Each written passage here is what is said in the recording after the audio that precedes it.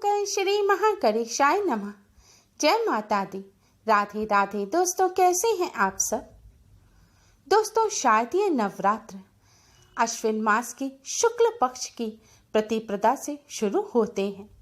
इस बार भक्तों को देवी भगवती का 1 महीने लंबा इंतजार करना पड़ रहा है, क्योंकि यूं तो पितृपक्ष समाप्त होते ही अगले दिन से शारदीय नवरात्र शुरू हो जाते हैं, लेकिन इस बार पितृपक्ष और पुरुषोत्तम मास के चलते 1 महीने का अंतराल पड़ रहा है।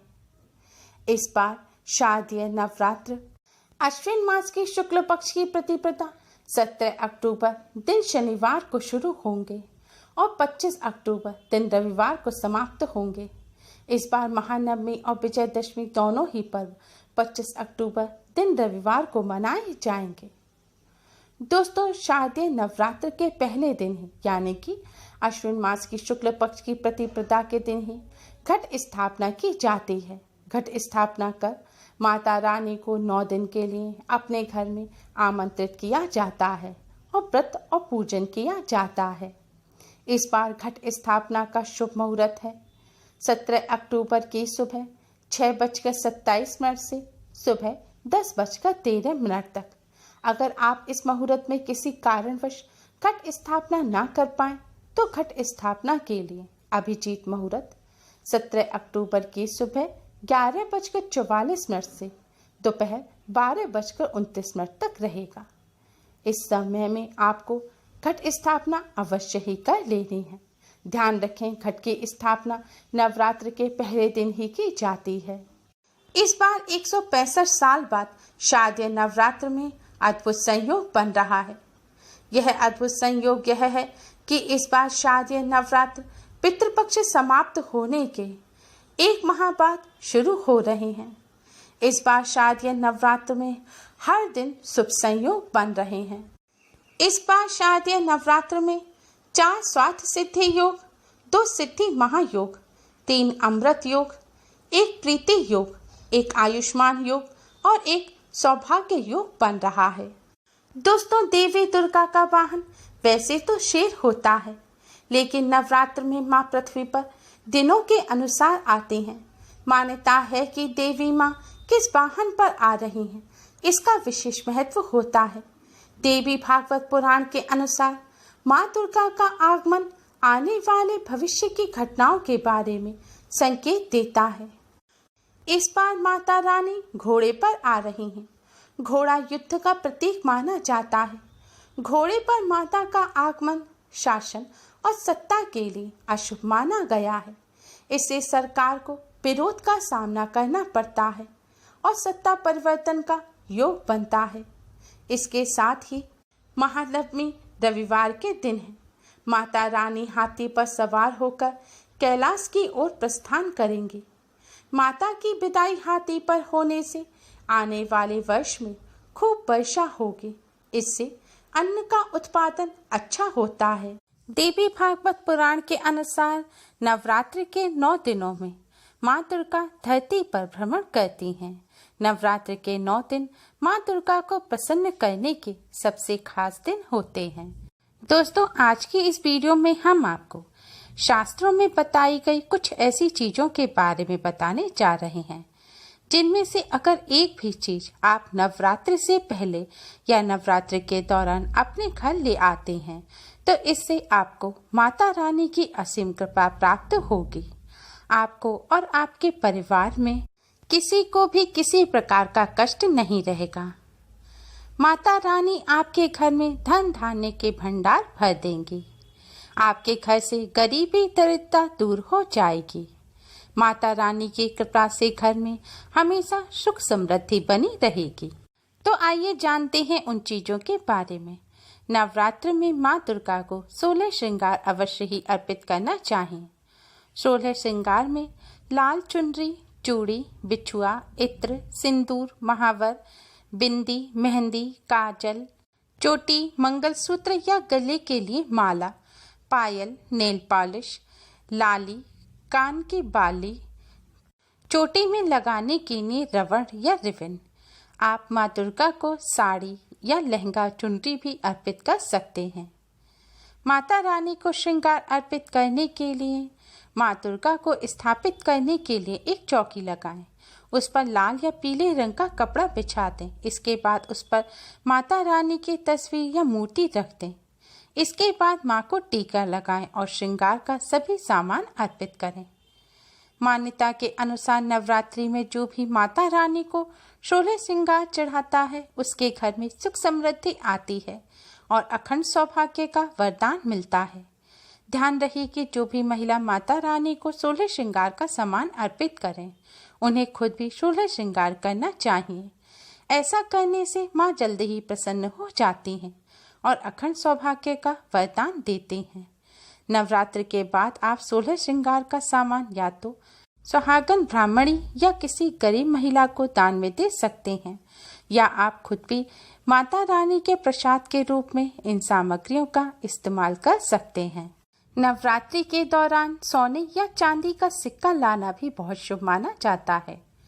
नवरात्रि के दौरान आप सोने या चांदी का एक सिक्का लाएं और इसे माता रानी की चौकी पर माता रानी के पास रखें और नवरात्र के 9 दिनों तक आप इस सिक्के का भी पूजन करें।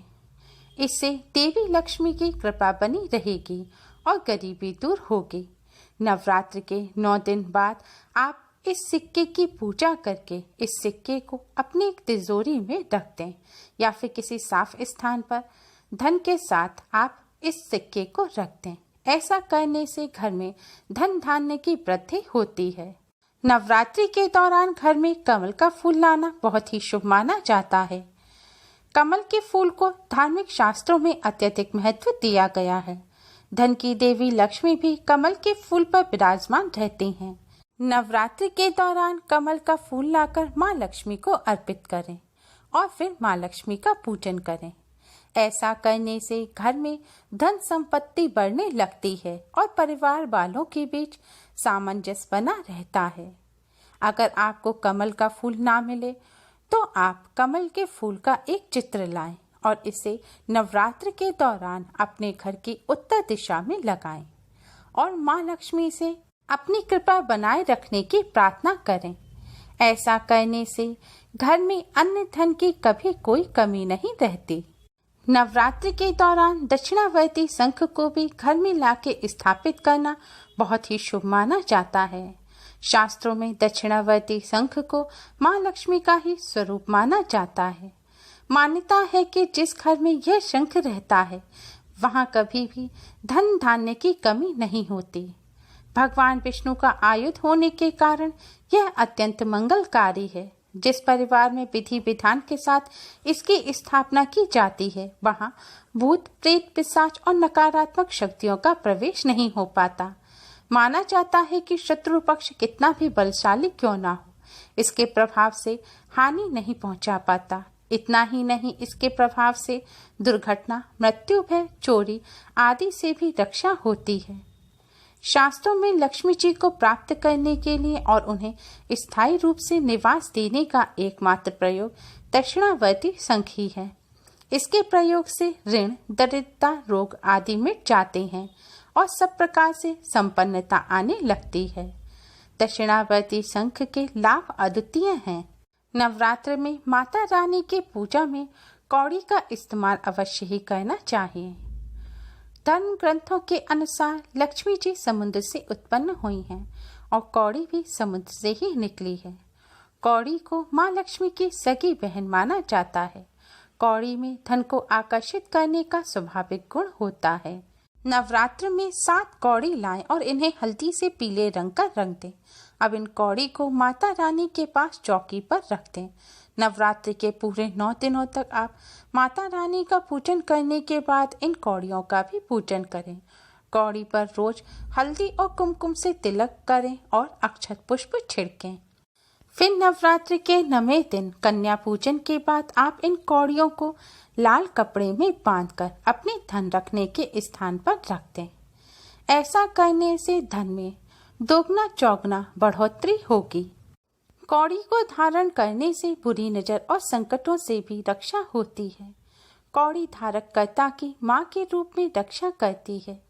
बुरी नजर व संकटों से बचाने की इसमें अद्भुत क्षमता होती है।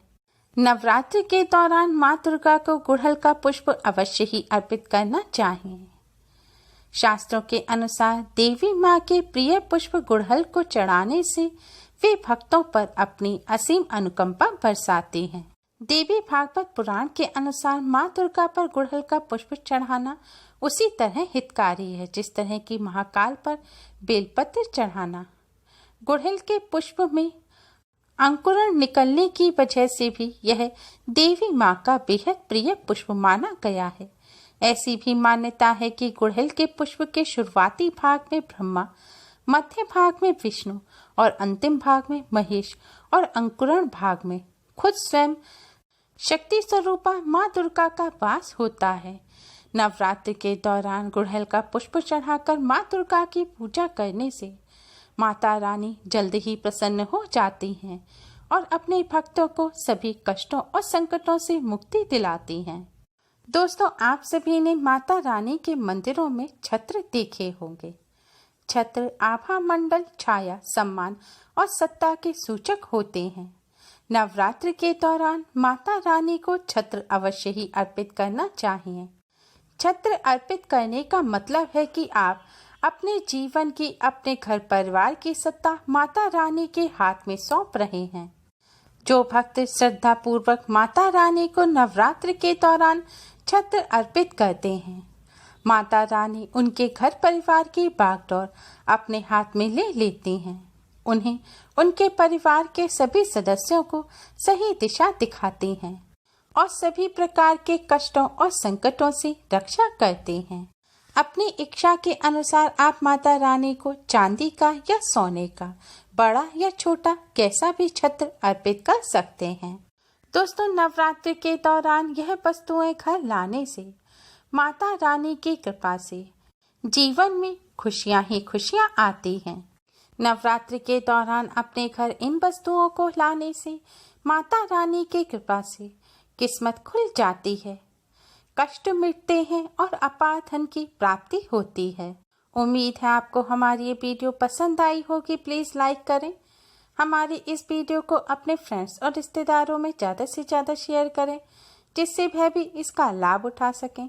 हमारी और भी वीडियोस के लिए हमारे चैनल को सब्सक्राइब करना ना भूलें। Thanks for watching. Radhe Radhe.